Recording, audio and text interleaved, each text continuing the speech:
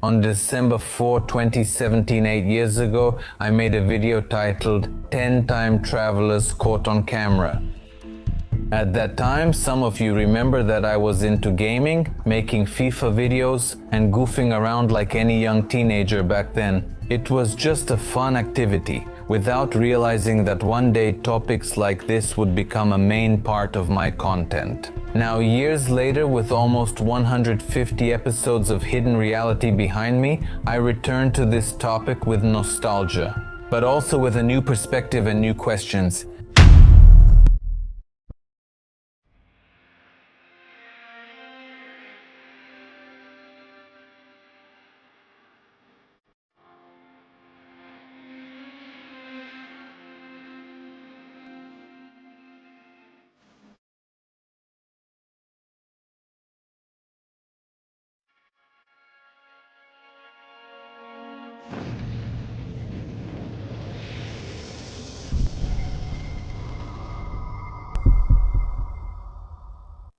What's up, guys? Today we're going to dive together into a new topic that I hope you'll enjoy. Don't forget to subscribe and hit the bell so you get notified. Every time I upload a video, I prepare something for you. It always feels like the first time, which was interesting, so I hope you enjoy it. 10 time travelers who were caught on camera. Now you're probably thinking, is this guy crazy? Let's get started, and at the end of the video we'll talk. The past and the present intertwine in mysterious ways, just like time travel. What started as a curious topic in a single video is now a platform for discoveries and questions, thanks to you. Maybe the same goes for time. We never know where the journey will begin, but its magic lies in what we discover along the way. We perceive time moment by moment, spending our lives following the unchanging one-way flow of the clock, making our journey from birth to death. But is it possible to take a different path through time? The great mystery of time is that time and space exist independently of us, but we perceive them in social and cultural terms. For example, we divide our day into work and time off. Even trains and buses have their own departure times, which we have invented to make them easier to use. The concept of time travel has always been popular because the idea of stepping outside of time is very appealing. Our modern fascination with time travel is rooted in the work of the writer Herbert Wells and his groundbreaking novel, The Time Machine, published in 1895. It had a profound impact on society because it gave the emerging scientific world the idea that we could travel through time. What makes it unique is that it has a mechanism that is designed to control time. This is quite different from the other stories. 10 years after the publication of The Time Machine, in 1905, Albert Einstein shocked the world when he published a revolutionary theory suggesting that time travel is scientifically possible. Einstein said that we all move in a straight line through time, from the past, through the present, and into the future.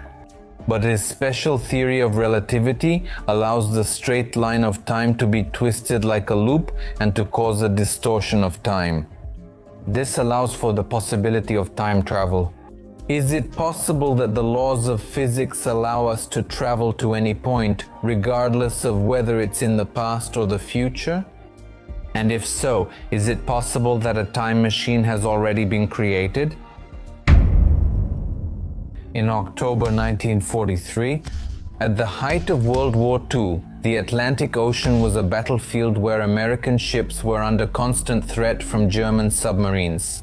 In an attempt to protect the Allied fleet, the United States Navy launched a top-secret project that went down in history as the Philadelphia Experiment. The goal of this project was bold and ambitious: to make warships invisible to the enemy by using revolutionary technology. Key figures in the experiment included great minds such as Albert Einstein and Nikola Tesla.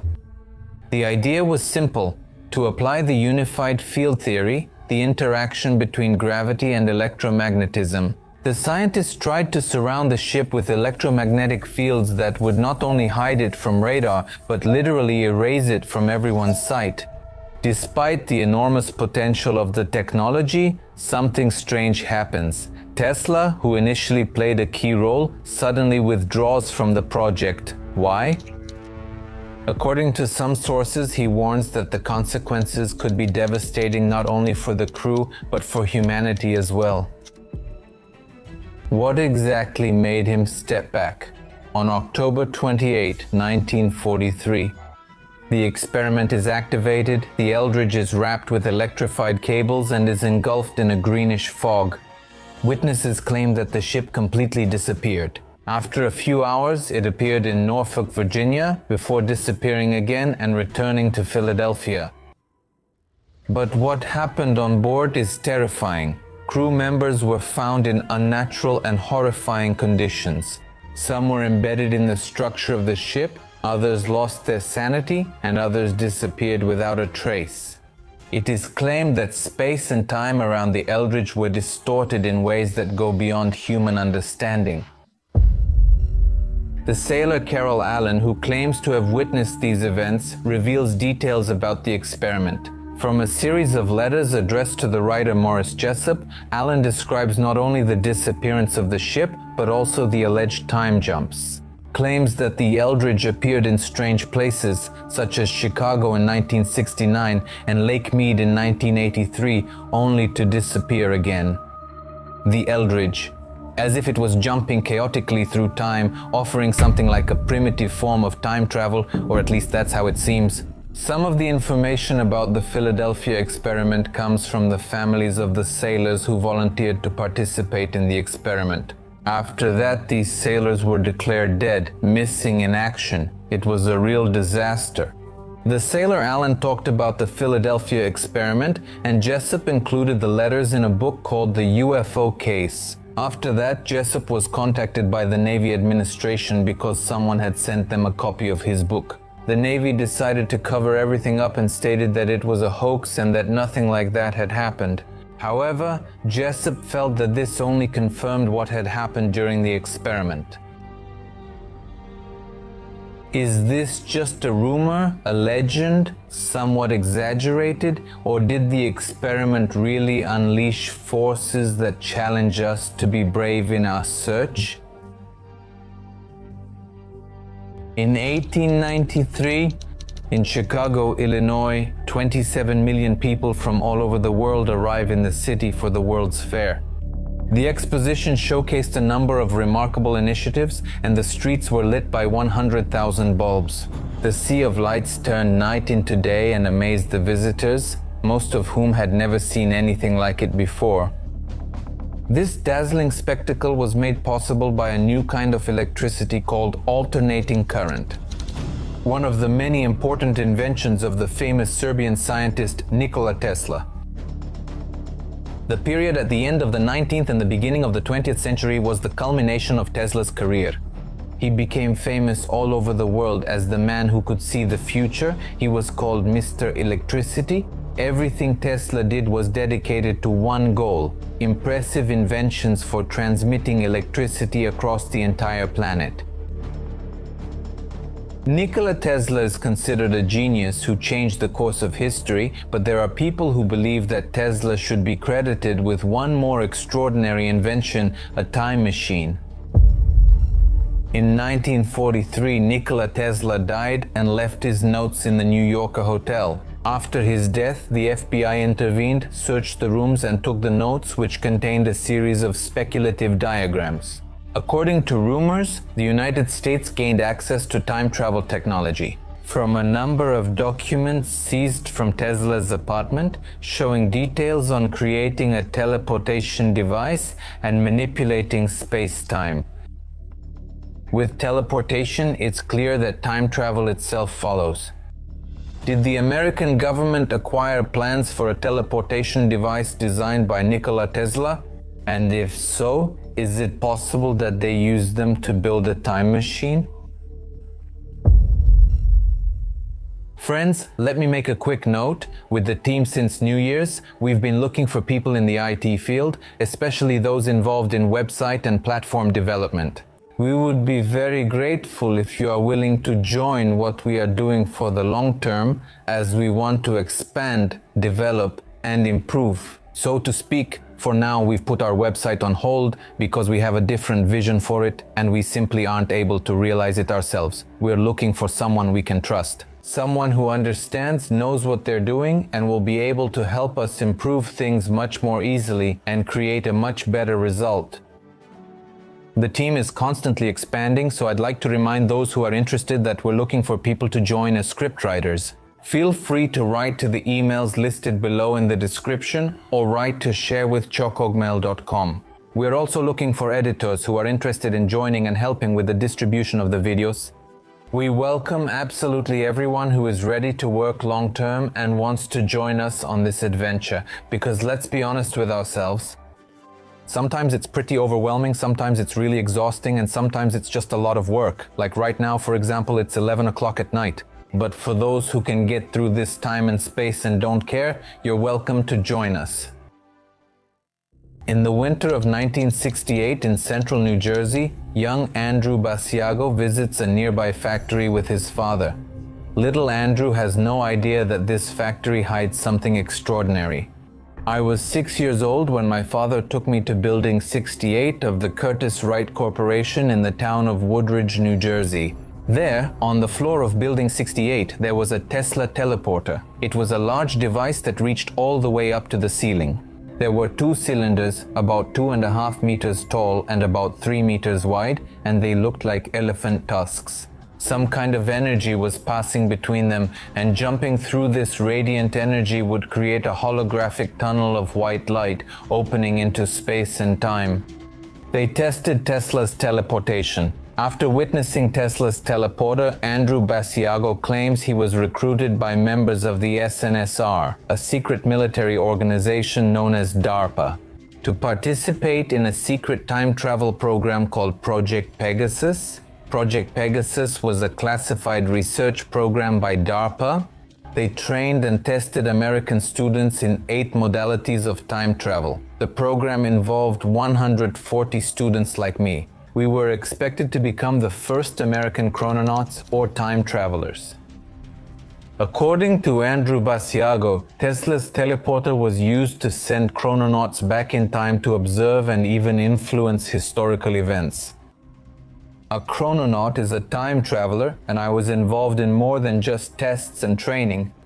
I was assigned missions. I was sent to Ford's Theater to see who shot Lincoln. I was also sent to meet General George Washington with a mission to convince him to withdraw his troops. There was always an expert training class where they prepared us for what was coming. While for some people Andrew Basiago's story is hard to believe, during the Cold War the American government conducted countless strange experiments involving everything from mind control to remote viewing. Andrew Basiago insists that his story is backed by more than just rumors. He believes that there are photos proving that he traveled back in time to witness President Abraham Lincoln delivering his Gettysburg Address. I traveled to Gettysburg on the day Lincoln delivered his famous speech on November 19, 1863. My goal was to observe him delivering the speech, but I was getting a lot of attention from the people around the podium, some ladies from Gettysburg, a few policemen, and those guarding Mr. Lincoln. I forced myself to move away from the podium, and that's where I was photographed, standing next to Lincoln in Gettysburg. Lincoln can be seen in a few pixels of the photo over my right shoulder. It's called the Josephine Cope photograph because Josephine Cope was the analyst from the Library of Congress who found Lincoln in the picture using a magnifying glass. But the time paradox is that this photograph was discovered 10 years before I was born, in 1961. Just a note, Andrew was born in 1961 and the photograph in question was discovered by Josephine Cope in 1951. When I traveled to Gettysburg for Lincoln's speech, this photograph of me in Gettysburg from 1863 already existed. This is one of the many pieces of evidence for Project Pegasus. The best time travel technology I know of is controlled by the US government. It's not fiction, it's a forgotten part of American history. What do you think? Is the man in the photo a time traveler? And if time travel technology really exists, how has the government kept it hidden for so long? Maybe we'll find clues if we get another secret time machine that's hidden deep in the Vatican archives. Deep beneath the Catholic Church lies one of the most heavily guarded archives in the world, the Archivum Apostolicum Vaticanum, or as it is more commonly known, the Vatican Secret Archive. This place, equipped with the most advanced security systems and a controlled atmosphere, holds over 80 kilometers of shelves filled with books, documents, and artifacts. According to legends, some of the most mysterious relics in history are hidden here: the Ark of the Covenant, the original menorah, and the Spear of Destiny. These are just some of the stories that raise questions and speculation. Besides these legendary artifacts, rumors speak of another, even more extraordinary item kept in the archives. A device called the Chronovisor, created in the 1950s and considered to be a real-time machine. The Chronovisor is described as a machine. Chrono means time and visor means vision. This device allows you to see through time. The scientific principle behind the Chronovisor is that it's a device through which you can see past, parallel, or future events, similar to a hologram or a television. The footage with the remote control, if you remember, there are many programs, but you hold the remote and can choose which one to watch. The fact that you're currently watching the second channel doesn't mean that the others don't exist or aren't accessible. Instead of risking someone's life by sending them to the past or the future, you can turn on this device and see what happened. Is it possible that a time machine is hidden in the secret archives of the Vatican?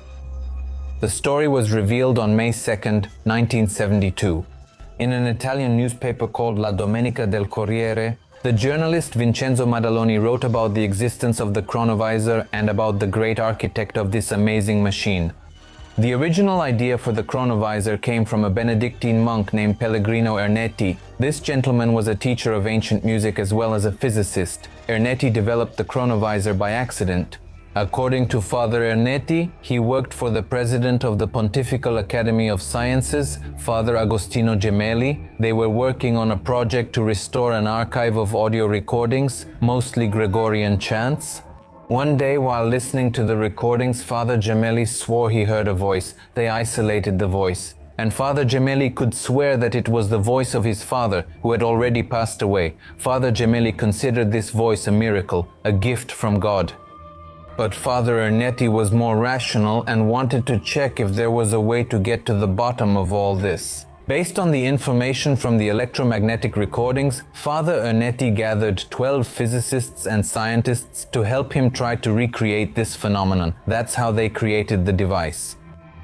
Rumors about the Vatican's secret technology have been a strange rumor in Italian newspapers for decades, but in 2000, the story was presented to the wider world in the shocking book called The Chronovisor of Father Ernetti. The book included information personally from him in which he reveals how the device itself works. Father Ernetti claims that the device consists of cathode rays, antennas, and metals that receive sound and light signals from all wavelengths. They were designed to tune into different frequencies and capture residual electromagnetic energy that is sensitive to conversations and images. At the time, the theory was that energy is never lost and that frequencies from the past are still lingering somewhere here. With the right tuning, we can capture images and sounds from past events. After creating the Chronovisor, Father Ernetti tested its capabilities by observing the speeches of the Italian dictator named Benito Mussolini from decades earlier in the 1940s, and the test was successful. Ernetti went back 1,700 years to see how Napoleon conquered Italy during the French Revolution. And despite skeptical looks, Father Ernetti never changed his story. He passed away in 1994 and until his last day claimed that the Chronovisor exists. Over the years, the Vatican has been questioned about the Chronovisor, but the standard answer is that it is a fabrication and such a thing does not exist. Nevertheless, according to rumors, In 1988, the Church issued a decree stating that anyone who uses technology to obtain information through time will be excommunicated. Why would the Vatican issue such a declaration if the Chronovisor does not exist? And if they possess such an incredible technology, why are they hiding it in their secret archives? If you could turn on this device and observe any event in the past, history would unfold before you and all mysteries would become clear. But such a device would eliminate all secrets. But are we mature enough to accept the loss of our secrets? I don't think so. If the claims about the Chronovisor are true, maybe it's best to keep it away. Maybe it's best for everyone to build their own idea of time and what happened by exploring all these mysteries on their own. With all the reports about different time machines, maybe the most important question is, what is the science, the physics behind them? The answer might lie in the story of a famous Italian physicist who, in 1937, made a major discovery about time travel and then mysteriously disappeared without a trace. We have embarked on all of this with a single purpose: to discover ourselves for our own sake and for the sake of everything that exists as we explore the many realities.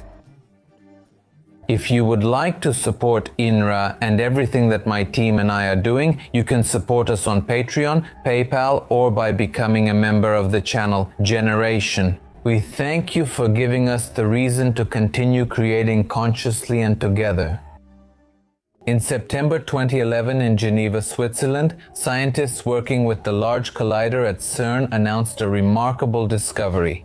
After launching subatomic particles along the 27-kilometer track of the accelerator, they detected that certain particles, known as neutrinos, were moving faster than had ever been measured at microscopic levels. These exotic particles were detected moving faster than light.